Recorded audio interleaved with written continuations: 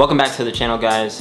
Today I actually wanted to talk about or share my thoughts on really mindset and really probably the most important thing in terms of just doing business, investing, or really figuring out a way to transform your life in a meaningful way, right? So I've broken this down into 4 easy steps in what I call having a money mindset. A lot of these ideas aren't new, but they are important. These are some of the more prevalent ones, or the things that I keep in mind.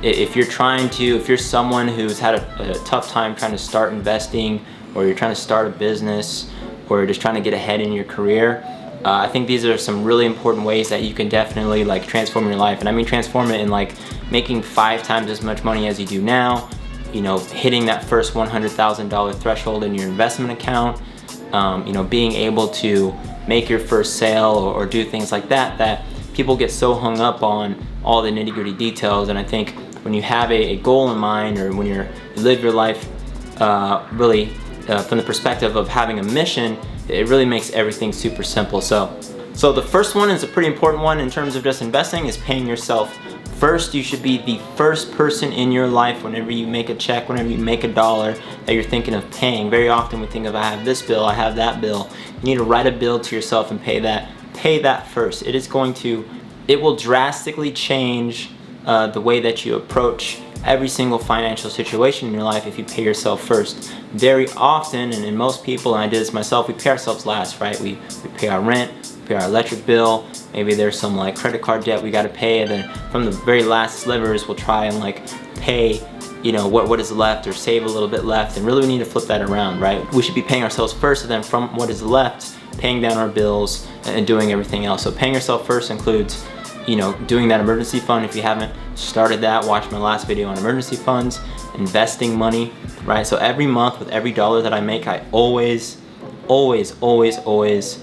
save some of it, always invest some of it, no matter what. So I have automatic investments that happen, which is one way to do that. But just in general, if I make just random dollars here and there, I have a rule to always put some of that away.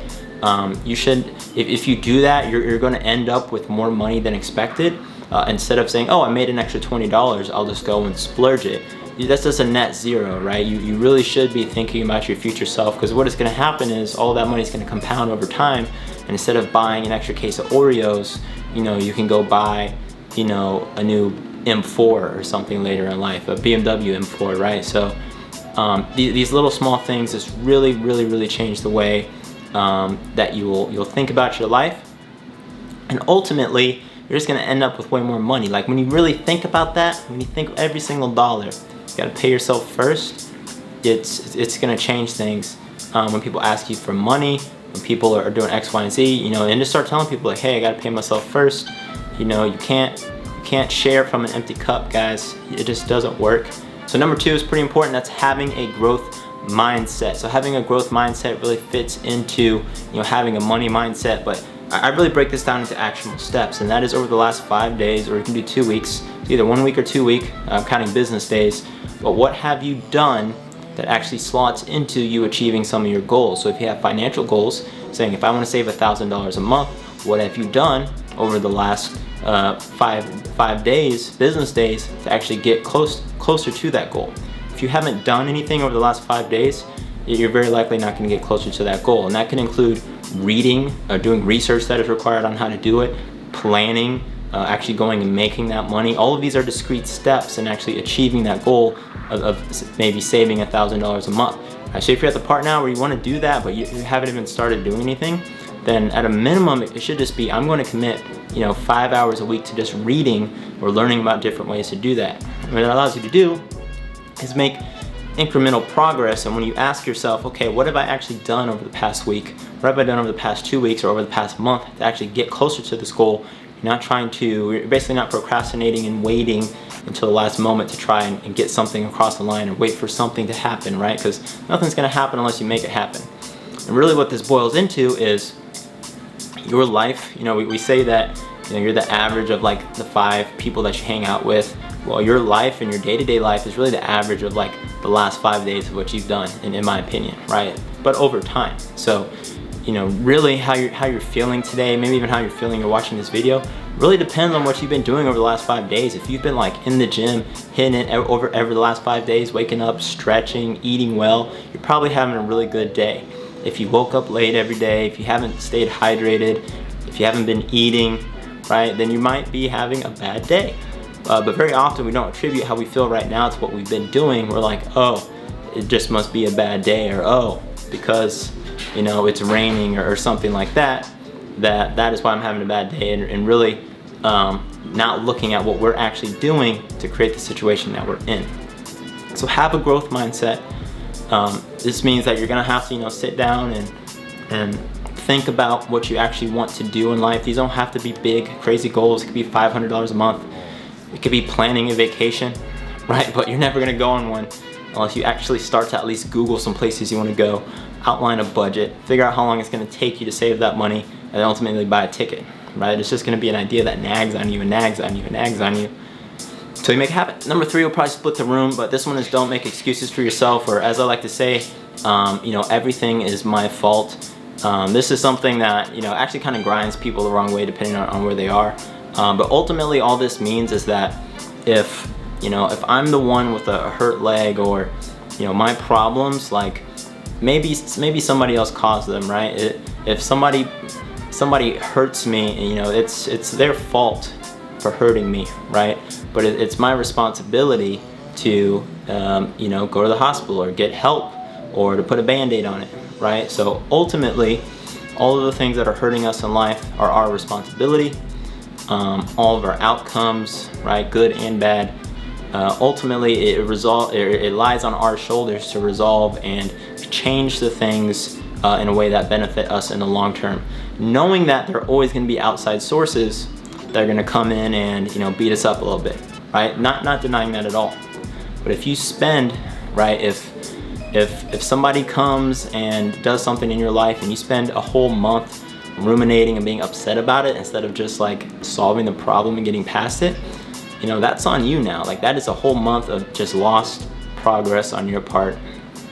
And when you get to the point in your life where you're not necessarily like just letting it go. I'm not saying you have to let things go, but basically putting things in the right box, right? When you can just say, okay, this person did this, which means that I need to now do this because I have these goals that I want to get to, right? For me personally, I want to own thousands and thousands of doors in real estate in my life, and eventually have this entire empire, and there's a few other businesses that I want to have, individual like investment goals in the market. So when random things pop up or people like these things pop up, it's really, really easy for me to just be like, okay, like I just put no energy into them. Things that need to be solved, I just knock them out. I don't wait on other people to do things. Like I just make sure it gets done.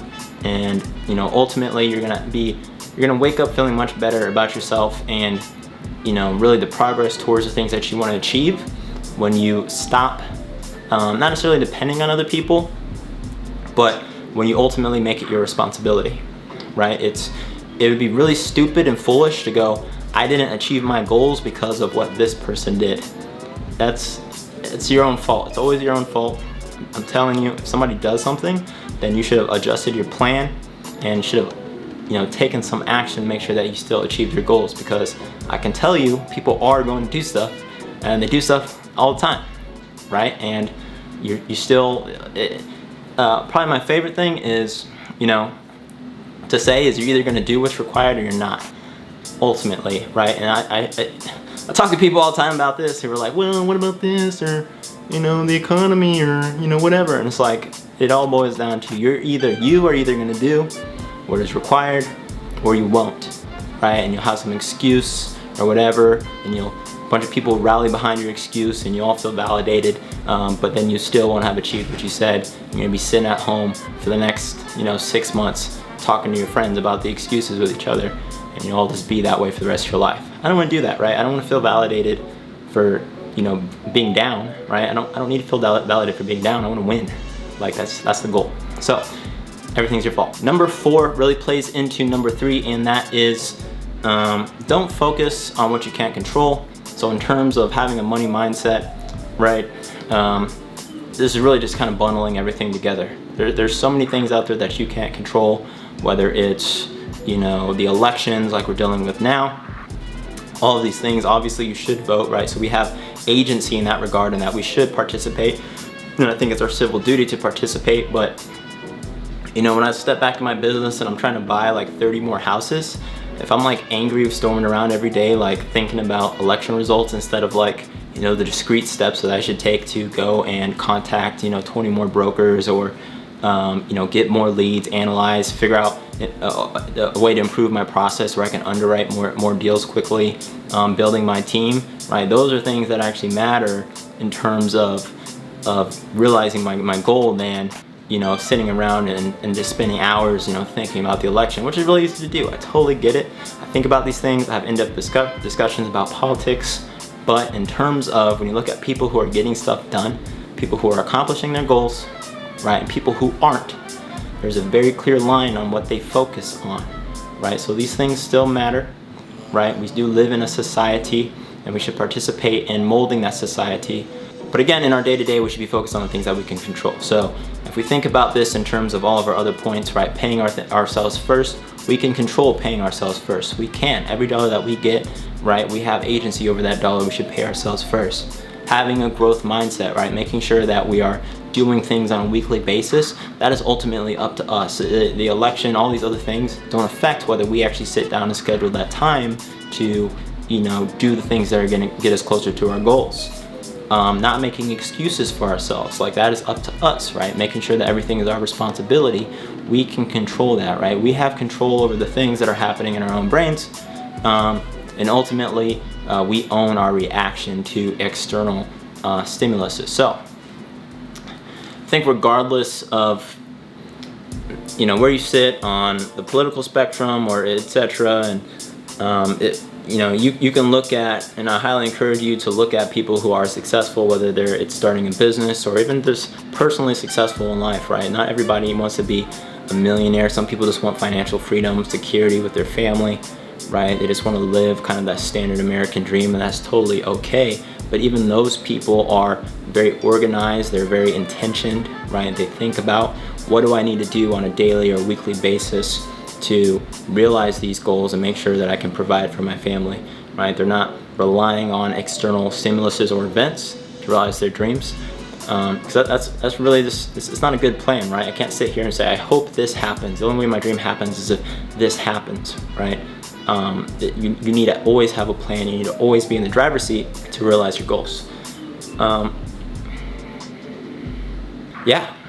That is really it. I had a few conversations really recently that kind of made me want to film this. It's just a good reminder for people, I think, especially in these times where, you know, we're very politically divided. There's just a ton of division, and people really are spending a lot of their time really not focused on themselves.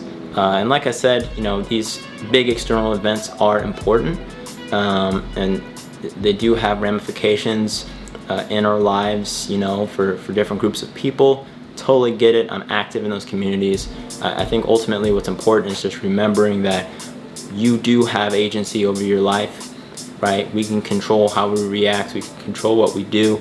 And ultimately, if you do want to make a bigger change, if we want to go down that road, if we want to talk about how we can impact society, making sure that you fill your cup first is probably one of the most effective ways that you can make sure that your voice is well heard and that you have agency in this big hectic world that we're in. If you have an empty cup, you can raise your voice, but you're gonna have a very quiet voice, right? It's just the way that the world works, and you don't have to like it or not, but you know, you've got to play the game that we're in and win it if you want to ultimately change the rules at some point. So that's it. I'll get off my high horse. I appreciate you watching this video. If you liked it, please subscribe to my channel. Please hit the like button. If you want a free stock, hit the link down in the description of this video for a free stock on Robinhood or Webull. But that's it. Forrest Night out. See you in the next one.